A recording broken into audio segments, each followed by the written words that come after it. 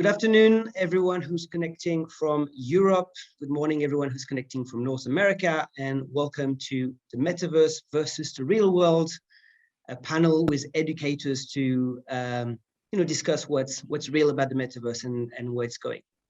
Before we start, so I'm Chris, I'm the CEO and co-founder of BodySwaps. We are a soft skills training platform that uses VR, but I'm not going to talk about BodySwaps at all today. That was it.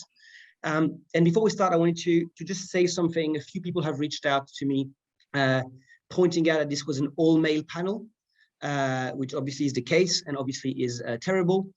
So rather than looking for excuses, I just wanted to unreservedly apologize for not doing all the efforts that it would have taken to make this better. I will make it better in the future. There's now 150 participants on the chat. So I invite every one of those participants to hold me accountable to my words if I was to fail them. But now on with the panel. Why are we here today? Metaverse. You've all heard about it. There's been a lot of buzz. There's been a lot of announcement by Facebook, Niantic, Microsoft, Epic. There's been more or less well-produced corporate videos, a lot of sarcasm, and a lot of confusion. All that noise has come from tech people, all right? Tech journalists, tech investors going crazy about crypto, tech vendors, and everyone is saying that education is one of the pillars of the Metaverse, but we haven't heard from educators. And so when you Google the Metaverse this is actually what you find. It's a dystopian nightmare, it's coming, it's scary, or it's for babies, which I'm still trying to understand. So today I'm joined by 4 panelists. They are all educators primarily, and they work with VR, with AR, with AI, and a ton of technologies that are going to underpin that vision of the Metaverse. And together we're going to discuss the opportunities, how is this going to change education for the better, but also the dangers and limitations of the Metaverse. We'll do a little bit of a crystal ball gazing exercise at some point around the year 2030, and then we'll come back to reality, to right now, and how to get started. So before I start, I'm going to ask one question to each of the panelists. And that question is, can you tell me in your own words, not the definition of the Metaverse, but an example of the Metaverse being realized concretely, whether it's today in your institutions or something that you can imagine being real in a few years. And before I ask you one by one the question, I'm going to just give a quick bio. So I'm going to start with Michael. Michael is a professor, faculty facilitator, and educational technology coach at George Brown College in Toronto, Canada. Michael is leading multiple XR pilots. He is, in his own words, an educator first, a technology second, and a general cynic somewhere in third. So Michael the Cynic, please tell us an example of a realized version of the Metaverse. Thanks, Chris, and thanks for everybody for attending. I can talk about one example of what we're doing is we're creating digital twin spaces at George Brown College, and we're using them for teaching. One of our specific programs is event planning. So just last week, we had 30 students in a space in Engage VR. Shout out to Daniel. And we'd scanned the Hilton Hotel in Toronto, the conference area. And in that conference area, we actually had students moving tables around, figuring out the egress and ingress of clients. And they were able to actually move things around. And the faculty member was in the space directing them and giving them feedback while they were there. And it was a really interesting experience. And we think that this is kind of the way that we would see it being used as hands-on activities that they couldn't really ever do in a classroom. Thanks a lot, Michael. It's a great example from hospitality. I'm going to go to Jamie now. So Jamie is assistant principal at the London Screen Academy, which is a new film and TV school for 16 to 18-year-olds. His work focuses on both LSA's innovative new curriculum and the development of teachers. Jamie is particularly interested in exploring how vocational education can help students overcome some of the barriers that might otherwise prevent them from thriving in the screen industries. Jamie, what's your view on what the metaverse could look like at the LSA? Well, we're currently using VR to develop students' professional behaviours, their soft skills. But in the future, you know, we're a film and TV school. We work with young people. We have 650 young people, and that's a lot of young people to have on set. For example, you know, trying to learn how to use cameras and boom mics, or to do makeup or costume. So in the future, VR might be able to provide us with an online set. You know, students are working with online, you know, with virtual cameras, with virtual microphones. There's a virtual sound mixing desk, etc., etc. And suddenly you can imagine having all 700 students all working on the same projects at the same time, collaborating on that virtual set, switching roles, and, you know, rather than us having to have 4 studios all booked out with equipment and the students rotating through, which is we're lucky to have, you know, we could work at a much bigger scale. So that might be one example. If I can, Chris, just another quick one. In my role as developing teaching at the school, I think there's a lot of exciting opportunity to think about what virtual classrooms might look like from a teaching point of view, and giving teachers the chance to practice when they're learning their trade in a virtual world. You know, it's kind of crazy that the first time a lot of teachers practice, you know, giving instructions or having difficult conversations with students, it's kind of crazy that is, you know, the first time they're thrown in front of a class. And it would be great to give teachers the chance to practice those sort of skills in a safe online environment. That's interesting. This element of practice the difficult interactions before you do it in real life, because in real life you don't want to mess up with students' education typically. I'm now going to go to Rob. So Rob was a paramedic for 35 years and also taught paramedics for 20 years. After integrating VR first into paramedic education, Rob became Georgian's college immersive tech manager. Under Rob's leadership, Georgian has deployed no less than 200 headsets and is currently running 12 VR pilots at the same time. So a lot to say here. Just one example, Rob, out of those 12 pilots. Sure. Well, one of the pilots we're running is for Indigenous languages. So in our Indigenous Studies program, there are 4 language courses. One is called Language in the Home, just as an example.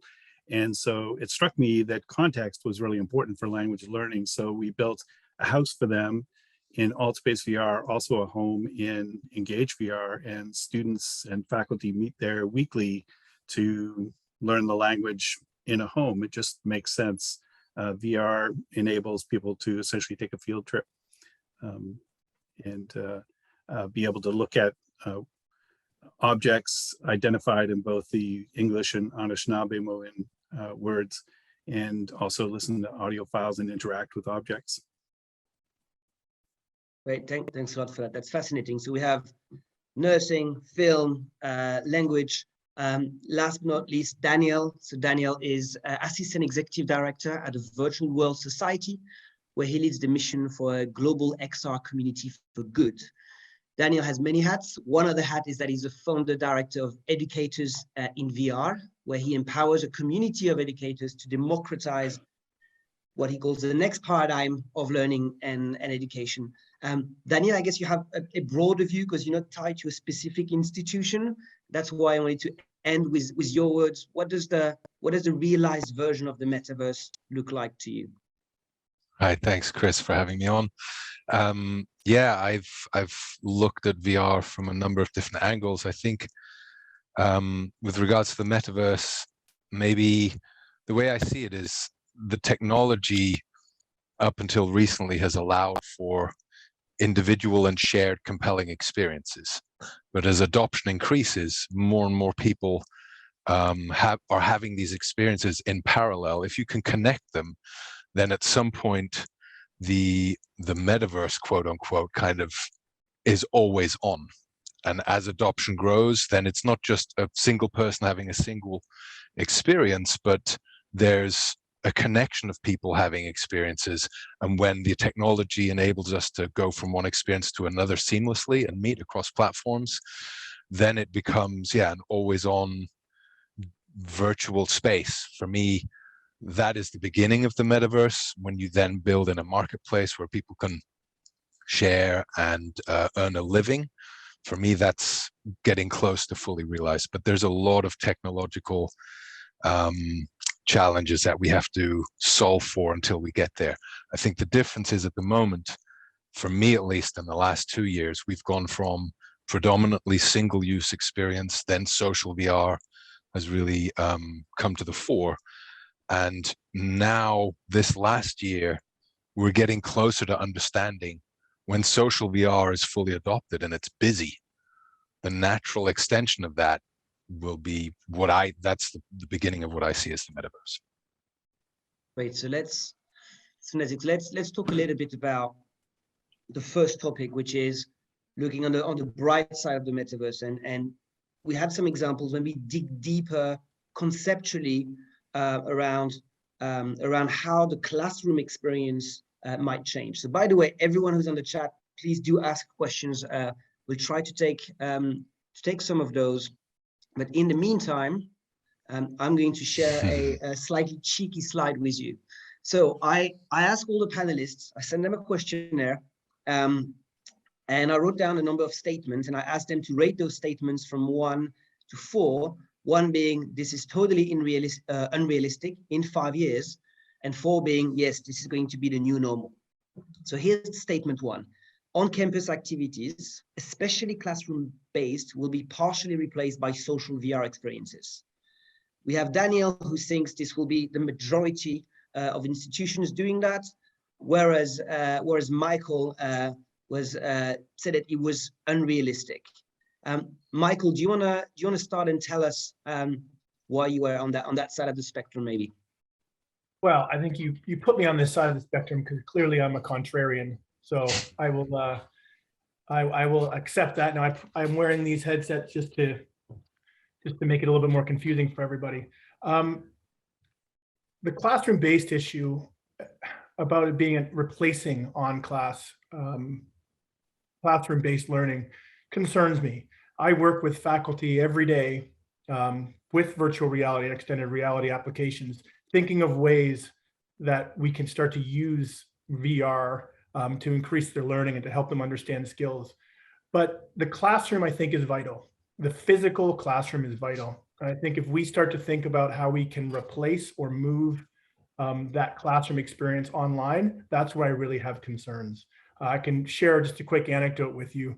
I was teaching grade 11 English literature in Santiago, Chile. So saludos to all I see an Argentinian on the list. So saludos to South America.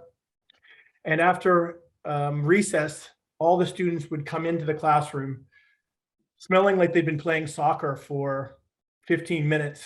And as they came into the classroom, you know, the learning experience, the learning environment has smell and it has taste and it has touch and it has all the senses. And people are really in that space. And all that socializing is part of the learning experience. So us, for educators, our job is not just to teach, in that case, English literature, but to teach people how to react and how to interact with each other. And I think moving online, we're going to lose a lot of that. And that greatly concerns me, that we think about, oh, well, let's just move some of these parts onto it, into the metaverse, and then maybe we lose some of that connection. So that for me, and also working with faculty, we're a long way from, in my belief, from really having meaningful replacement classes in XR. That maybe if I go to Daniel now, and by the way, Jamie and Rob or any panelists, don't hesitate to use the hand icon if you want to jump in and disagree with Michael. But Daniel, I think what Michael is pointing at is that it's not going to be a 100% in VR or 100% in the classroom. There's going to be good use of virtual reality for social gatherings and bad uses of it. Can you tell us, because you've done a lot of VR experiences with classes, what works and what doesn't? Right. So the question we're looking at there's a couple of qualifiers. First of all, will be partially replaced. That's quite open, right? You partially could mean 5%, could mean 95%. So I just went with my gut feeling as to what you meant there, and I think this is also not something that I particularly want or don't want. I'm not saying it's going to be like that because I think it's right or good or I want it that way. I just think we are in the next, and we already are, starting to see some use cases, applications where it can, let's say, extend classroom reality, classroom based activities. And so I'm not focusing so much on the replacing it as in extending classrooms, but then I think by necessity also there are some locations, like I think geographical locations, where at the moment already the internet is just like internet-based learning is really, really vital, and you couldn't reach people without. And I think in situations like that, we will find applications of this technology where in-class teaching would be difficult. VR could be a solution. Rob mentioned, what was it, field trips? Field trips is a perfect example, right?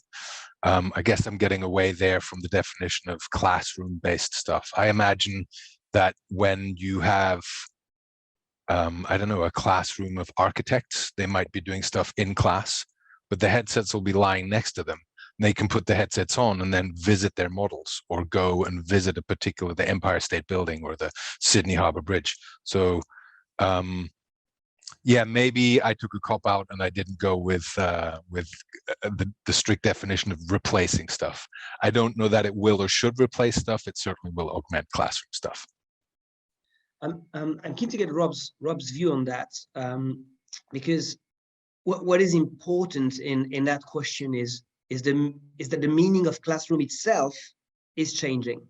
So it's not about recreating a digital twin version of the actual classroom just to put people in there. It's, as in Rob's example, creating an indigenous home, which is not something that is possible on campus. And so where do you see VR complementing the classroom, adding to the learning experience, Rob?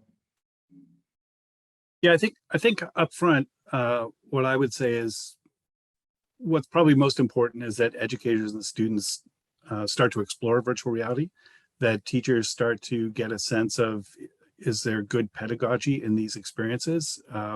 Where does it fit? So we launched a whole series of pilots, over 12 of them, and we've built several virtual reality labs.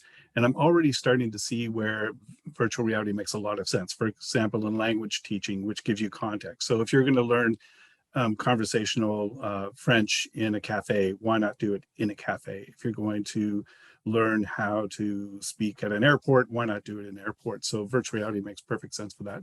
And you know, is there a difference between doing that on a 2D screen versus immersive virtual reality? I think that's debatable and the research isn't there yet, but there is a sense of presence that you get when you're in virtual reality. The other thing that's really valuable, I think, in virtual reality, and it'll start to find its place in education, are experiences where you have agency. You know, Jamie and Mike talked about that earlier, where you can do things with your hands. So, for example, we're using virtual reality for anatomy in our biotech degree, paramedic program, and nursing program.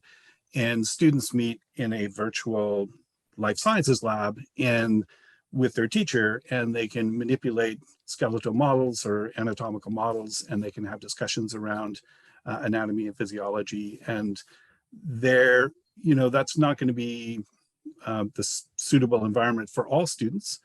But I think post-pandemic, I think universities and colleges are going to look at a more flexible enrollment model where you choose between, I want a face-to-face class, this other student wants a traditional online class, and this other group of students want a virtual reality class where they spend not necessarily all their time in virtual reality, but at least a portion of their class in virtual reality, where they have both a sense of presence.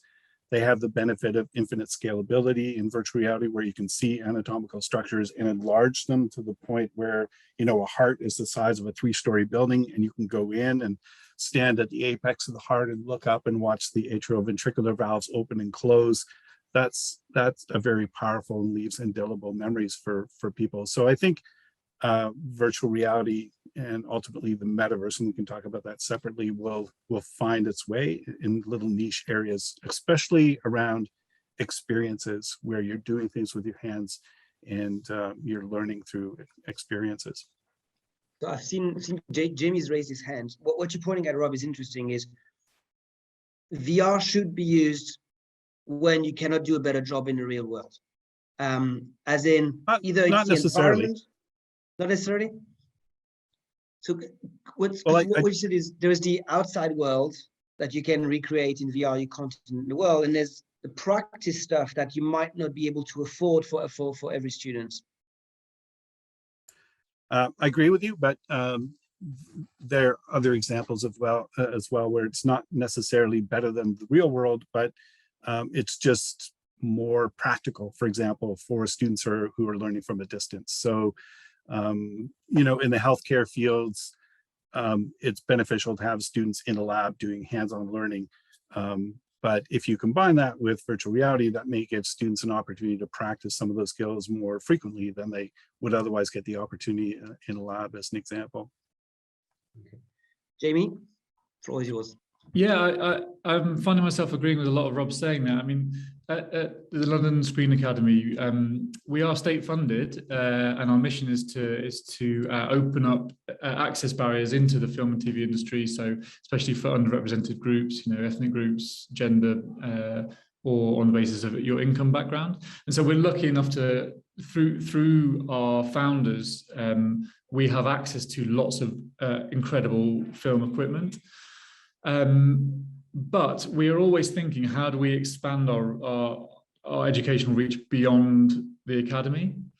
And one of the big questions there is, okay, well, how do we take the schemes of work and the lessons that we've built up and generated, and allow teachers in other schools and institutions where they're not fortunate enough to have access to the kind of equipment we've got at this school.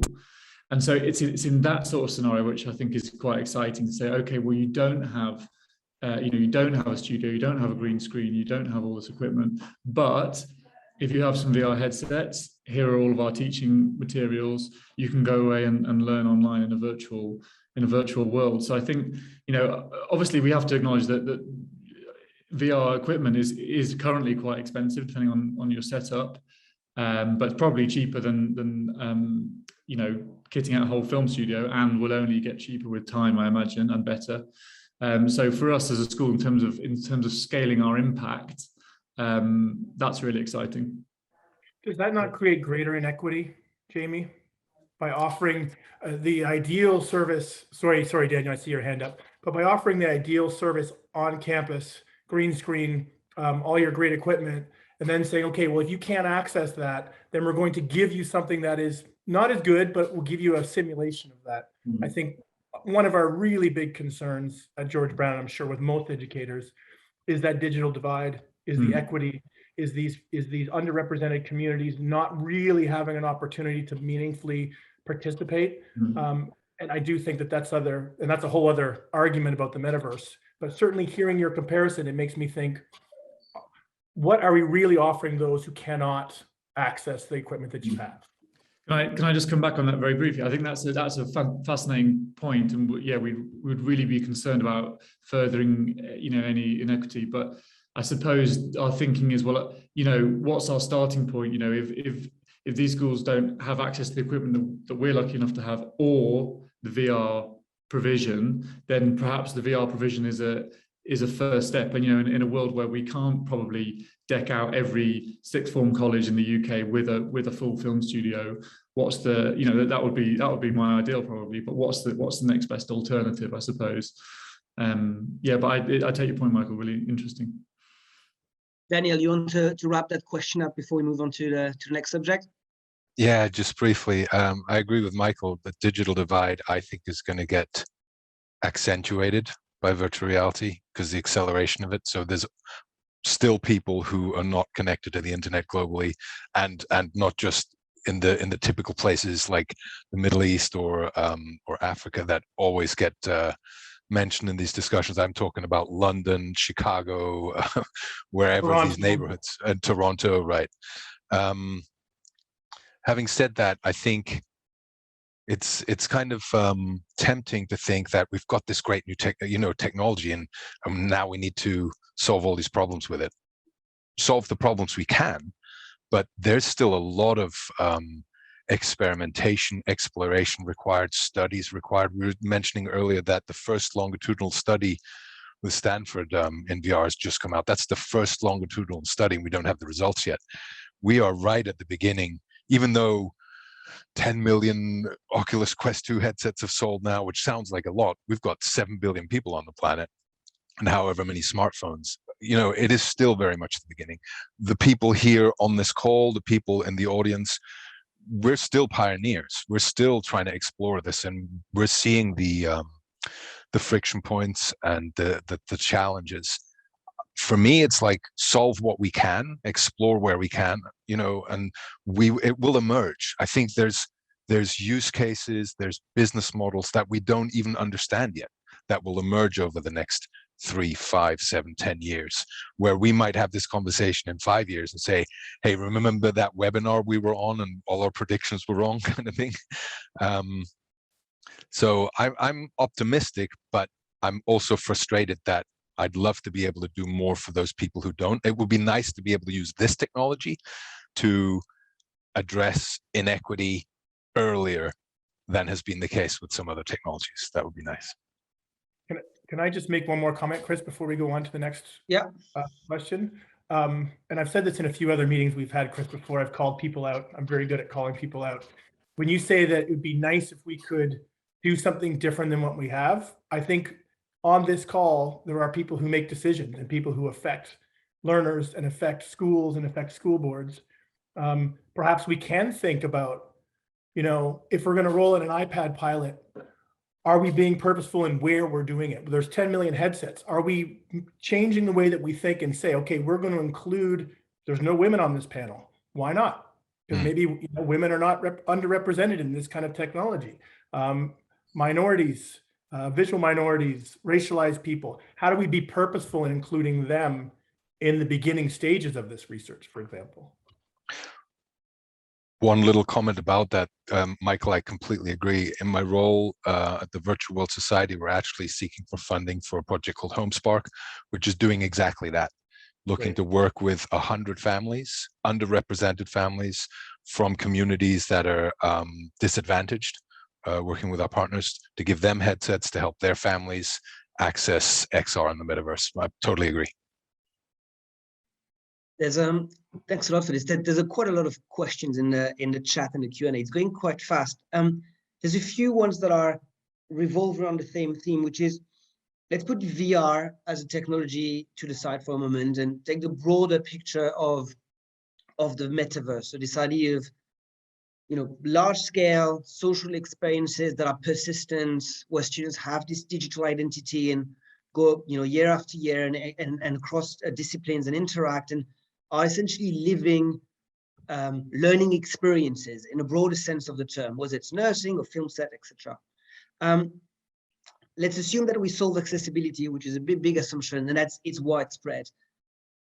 How do you see the role of the educator changing between I'm in the classroom, 1-to-many 2-hour block, and I'm animating those experiences in a social virtual world? Who wants to go first? Raise your hand. Rob, you raised your real hand. That was faster. Well done. You start. Forget the virtual hand. It's too slow. I'd have to, you know, go through everything. So, you know, there's so many things about virtual reality and by extension, potentially the metaverse that are quite compelling. Just as an example, so the metaverse is a social space. You know, some say it's a transition from the 2D internet to the 3D internet, and you know, I'm not a futurist, or as some would say, I'm not a clairvoyant. So because I couldn't see the future in it, but the social piece is really interesting, and I have 2 university degrees, but I've never been to university. And one of the things I found with doing my undergraduate and my master's degree online is the disconnect between us and the professor and us and the students, other classmates. And so the social piece is really important, and the metaverse might be a means of obtaining that social aspect of learning. The other piece is agency, being able to do things in virtual reality and by extension, the metaverse. So I kind of envision, for example, a group of nursing students walking through, walking along a nice wooded trail together, arriving at their hospital, going up to the second floor, taking a report from the night nurses, looking at the charts, visiting the patients, taking vital signs, doing assessments, interacting with those patients, gathering their medications, administering their medications, and all the things that a nursing student and by extension a nurse would do on a day-to-day basis. And then having a debriefing with their teacher at the end of the day or at the end of the hour, whatever time period they happen to be in there. And there are two things that are really valuable in that. One is the social piece, the sense of presence that you would get in virtual reality with your classmates, and the ability to just talk with your classmates and see if they understand something better than you understand it, and by extension learn from that experience. And two, having some agency, being able to actually do things with your hands, and in so doing, really you're having an experience, not to replace clinical placement, but to supplement the clinical placement in a very powerful way. So I think the social piece is really important to meet Maslow's hierarchy of needs, and the psychomotor skills and critical decision-making piece are really important for being able to supplement the real life experience, to be able to make clinical mistakes in virtual reality so that the hopes that it doesn't happen in real life. So that's very interesting. I'd like to go to Michael now, and the example of the Hilton hospitality builds. Because what you're saying, Rob, which is quite interesting, is the learning experience in the metaverse is, rather than replacing the classroom, is the continuation of the classroom. It exists in the current pedagogical vacuum that exists between the classroom and the real world, where we often projecting students into real world without enough experience of what they have to do, leading to mistakes, which in nursing typically can be horrible. In that new kind of pedagogy, yeah, go ahead. I really hope it completely transforms the classroom experience. The classroom, when I was teaching paramedics, I would do case-based learning, and they might get lucky enough to see an image of a sick person, but I would like to see the classroom at some point no longer be a place to lecture or have discussion, but to be able to do it in a contextual place, where you're having an actual experience, where the teacher can be there as a mentor to help scaffold the learning. So I can be there as a tradesperson, an expert in my field, helping students learn how to work at heights. So I'm up there on the scaffold, to use the real world scaffold as opposed to the educational scaffolding, and I'm helping guide them so that their chances of injury in the real world are reduced. So the worst thing I think people can do with virtual reality is replicate the classroom and put it in virtual reality, have people sitting in chairs or in amphitheaters and looking at slides. Okay, great. Did any one of you wanted to add something on what Rob said? Yeah, I would. Go for it. I don't know if you've read the book Experience on Demand by Jeremy Bailenson. That really left a deep impression on me. And that fundamental idea that you can design for experiences. In education, often the holy grail is for people to have experiences. I mean, textbooks are important sometimes. Assessment is important sometimes, but there's all the pedagogical research and models that exist often center around experiences. And one of the things you can do in VR is to design for experiences. Like Rob says, if you're teaching paramedics, if you could choose between an environment that is contextual or sitting in a classroom face to face, why would you choose? I mean, there are instances where you would choose the classroom, but now we have this option of being in the theater room, of simulating an experience of car crash or emergency situations. When we haven't had that affordance or that option, we make the best of what we've got. But now we've got this ability to design experiences. And again, I go back to saying it's early days. Just because we have the ability to design for experiences doesn't mean that we will find out in 5-10 years, when we've had time to test this, that it's better, or that it's the silver bullet, or that, you know, it's the cure-all. Doesn't mean we'll find that, but we're gonna explore, we're gonna test, we're gonna see where it does fit and where it doesn't fit. Thanks. Jamie, you want to conclude on that before we move to the next and yet very important point? Yeah, I broadly agree with all of that. I think there is a point about designing, you know, I like that idea of, you know, learning through experience, but I also think we can get a bit carried away with that idea of, you know, being thrust into the experience and that being the best way to learn. I think there are lots of examples of where you actually, that's not a good way to learn. You know, you don't necessarily learn to be a good football player by just being thrown onto a football pitch and learning by doing. Or to take the language example from earlier, you know, actually having to go and, you know, cope in a French cafe for the first time, it probably isn't that good a learning experience unless you've gradually built up and scaffolded up to there. So I think there is, you know, there's a world for having a scaffolded approach to that, and having, you know, drills and being introduced gradually. Not to say, of course, that you couldn't be introduced gradually to a skill and then be put into the full experience, which is probably what Daniel is thinking the answer to that. But I think, yeah, we have got to be careful of this idea of immersive learning and just put them in this scenario and they all will be well. I know that's probably not what you were saying, but I think, you know, we're a school where we do a lot of project-based learning, and I think that anybody who does a lot of project-based learning, you have to be wary of the temptation to just say, right, everybody just go off and do this project and report back and we'll see how you've got on, and that then you'll have learned loads of things. Yeah, that's not. I just wanted to put something out there, Michael, before it's not that horrible to be in a French cafe. I don't think. Depends on the service. Most of us now speak English. I mean, we are, you know, decent human beings and all that. I was gonna add, I'm not sure if we're moving on to the next topic, or I can continue here, Chris. You've got 60 seconds, sir. Okay, so based on what Jamie was saying, and Rob and Daniel, there's an elephant in the room here, I think, and that is the educators. So Rob is talking about the example of standing on a scaffold and looking down with 30 students.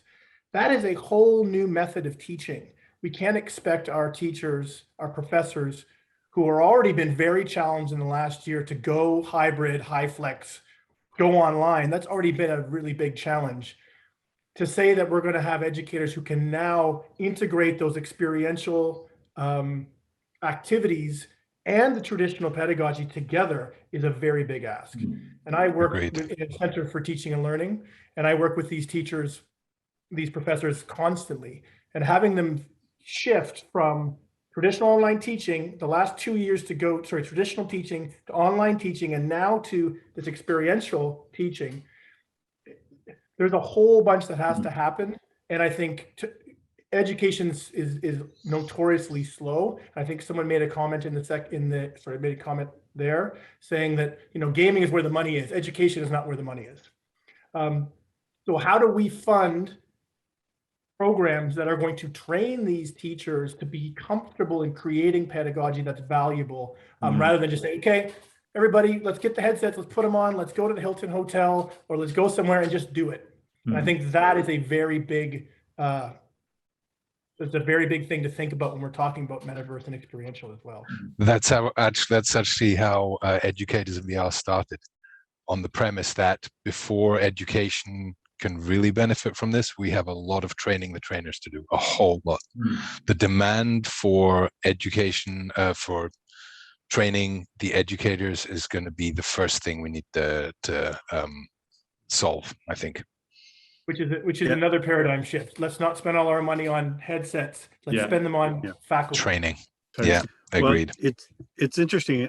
You know, I've been really fortunate in that senior management at my college, Georgian College, allowed me to take the approach that I wanted, and that was to approach faculty who are early adopters and innovators, because that's where innovation comes from, is typically at the faculty level. and provide them with a virtual reality experience that I thought was very compelling. And if at least 2 of them within a program bought into it, then we launched a pilot, small cohorts, 10 to 25 students. And I think that's a good approach. It's been a good approach for us. And I think that's important for the very reason that you stated, Mike, that faculty, they're content experts, and it's very difficult to adopt a whole bunch of new technology. So it has to be done slowly, and you have to get buy-in from them. You can't say all of a sudden, okay, here are 50 headsets and we want you to start teaching online and virtual reality. If I may join in, I wanted to share my screen, because there's this other question I had for you on the questionnaire, which was about what realistically in the next few years, what is this going to look like in terms of as an institution, you have purchased a number of existing, or you have built your own, and you have nursing, hospitality, soft skills, hard skill, diversity and inclusion.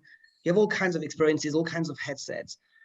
And the question was, do you think institutions by default will offer kind of like a bookable VR learning lab, a dedicated space, telling the teachers, your responsibility is not to run VR headsets in your classroom, your responsibility is to know what tools are available, what experiences, and to send your students to that facility to do those experiences.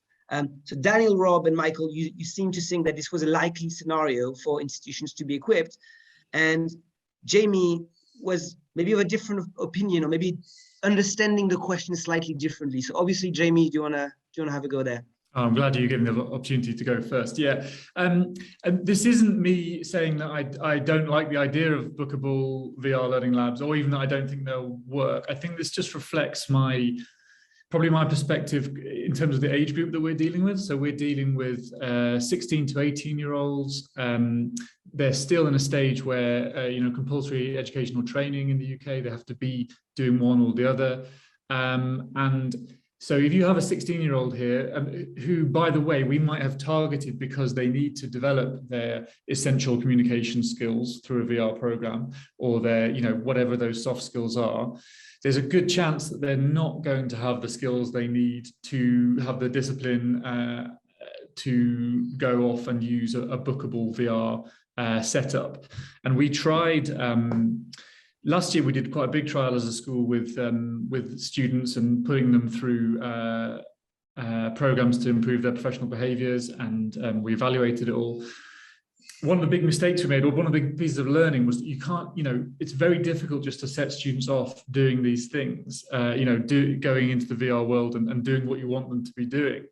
I'm sure there are some similarities in higher education, but definitely with the students we were working with, we found that they would want to do other things in the VR world. So if they had access to other apps that we didn't want them on, they would do that. Or even if they were in the VR world that we wanted them to be in, they were playing around, and trying to walk out the window or dance or do anything apart from the thing we needed them to do.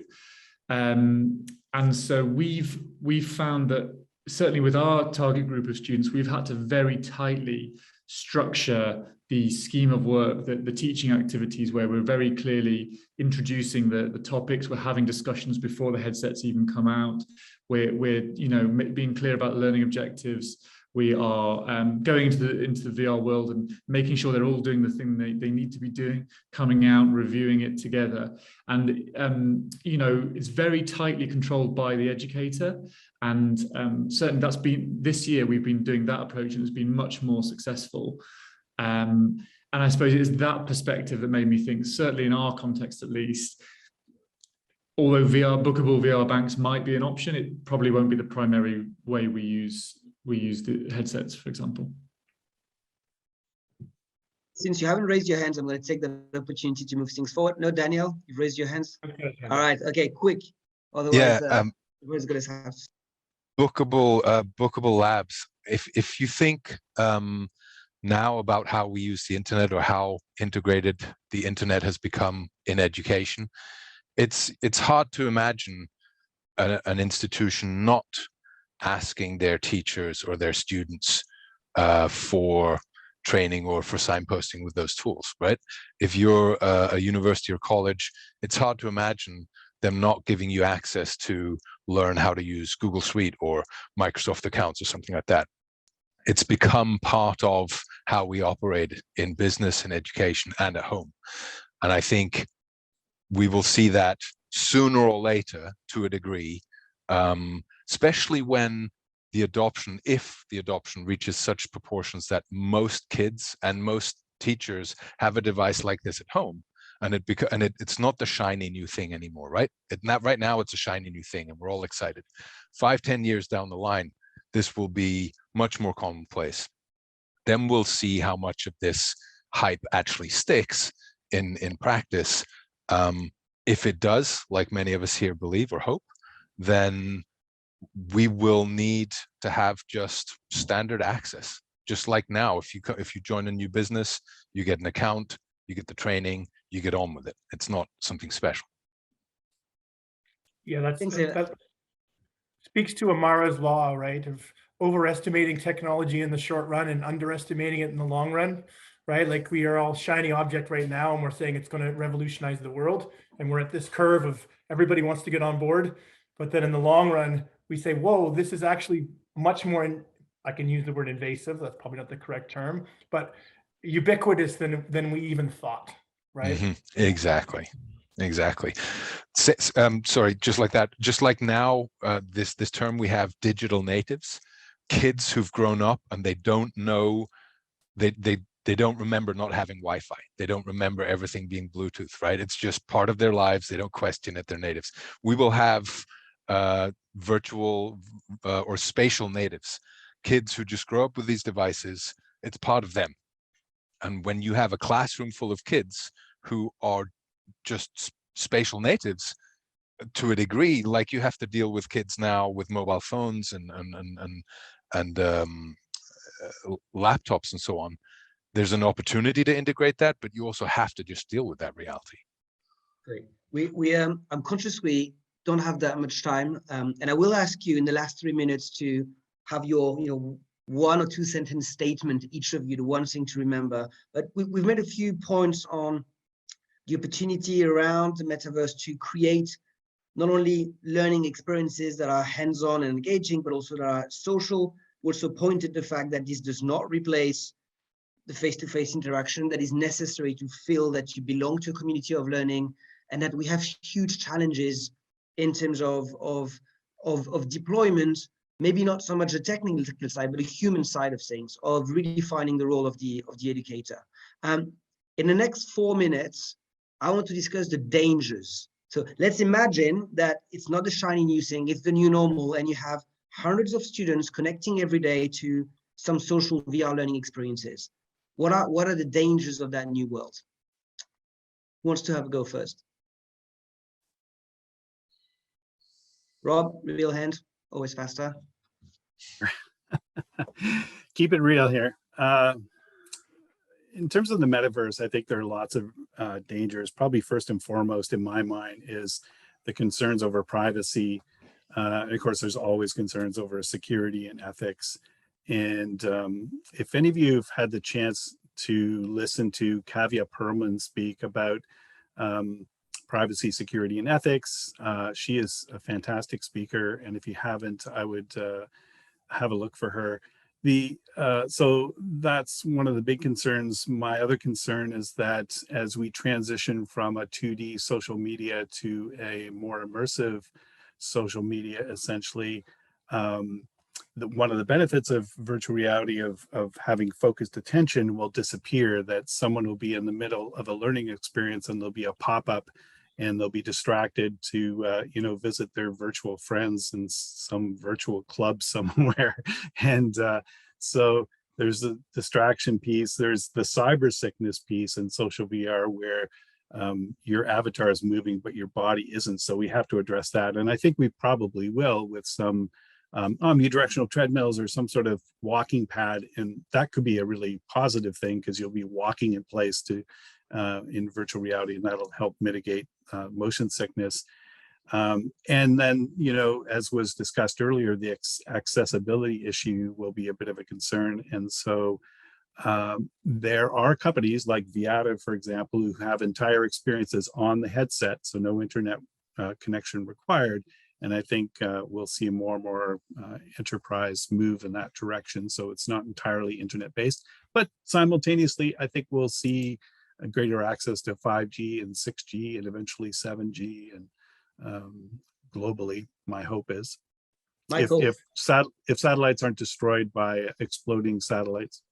So I want to just make a caveat here. I really, really think that this technology is incredible. I think that the possibilities for learning are incredible.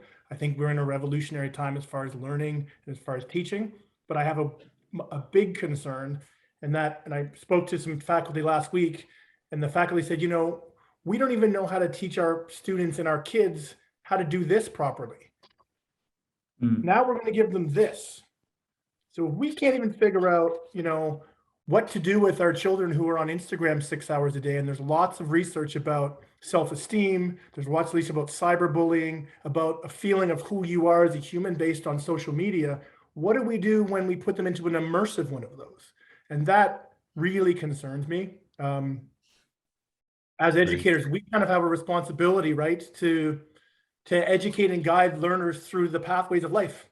And if we can't do it, what happens when we introduce an even more immersive version of that? And that to me is my biggest fear. Daniel, you wanted to add on this? Yeah, agreed totally, Michael. Tom Furness of the Virtual World Society, he gave a lecture in February 2020 called Playing with Fire. I think that encapsulates exactly what you're saying. We're splitting the atom here, and we can heat homes and power cities, but we can blow stuff up. We can blow minds up. So we have to tread very carefully. And at the same time, the industry, you know, from track records, the industry is not going to take this slowly. The industry is going to mass produce this and go hell for leather for mass adoption. I mean, we're already seeing this with a certain social media company who's made that many sales on headsets by underpricing them. They're making losses on their headsets for market share. And not to be named here. Not to be named here. While part of me is grateful for all the work they have done and all the investment they have put in here, because they've accelerated the industry greatly. At the same time, I share Michael's concern. You know, looking at screens is already, we haven't put that fire out, and now and the immersive thing, it can also cut off unless we get the metaverse, the open metaverse right, where now it's a tool for socializing, albeit virtually. There's a real risk. Yeah, classroom management is always going to be a challenge when the learning is passive. This is an opportunity to make it active, to make it experiential learning. And when people are busy, my hope is that they'll be more engaged and there'll be less of an issue with classroom management. There's still going to be lots of classroom management issues, especially around cyberbullying and stuff like that. But keep them active, keep them busy. They're doing things. You know, they're hopefully that'll help mitigate some of those problems. I feel like we should have started with this topic, because now everyone's thinking, "Oh my God, Daniel's got two fires going at the same time."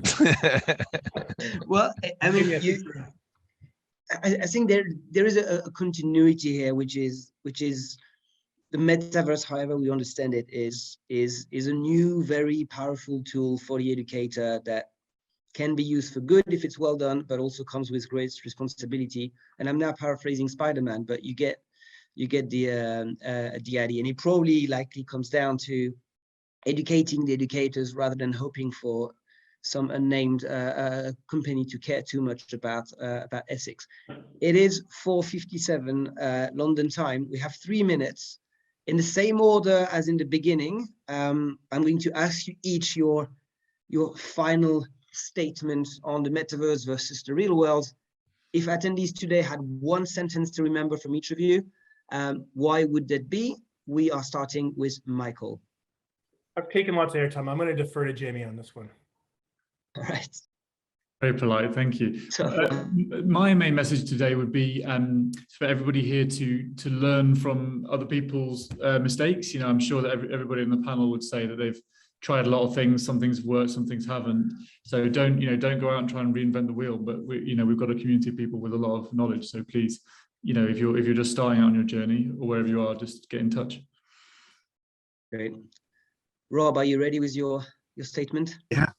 I think we could have broken up this this discussion into about 10 different discussion areas. The metaverse is a big one, but what I would say about the metaverse is that we need to carve out a piece of the metaverse for educators, for higher education and K-12 education. And what I would love to see is open education resources, sort of a central repository of OERs in virtual reality, because VR is expensive. And I'd also like sort of the privacy and the sense of safety that students might get in an education world as part of that metaverse.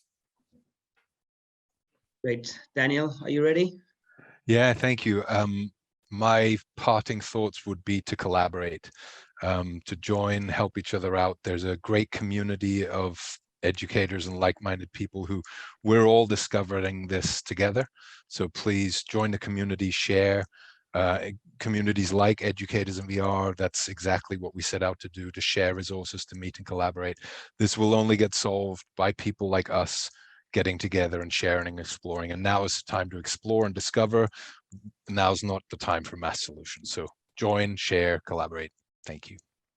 Great. And Michael, you played it, you know, in a clever way to get the last word. Well done. I would say two things. Let's be inclusive, purposeful in our inclusion, and let's think about our learners first.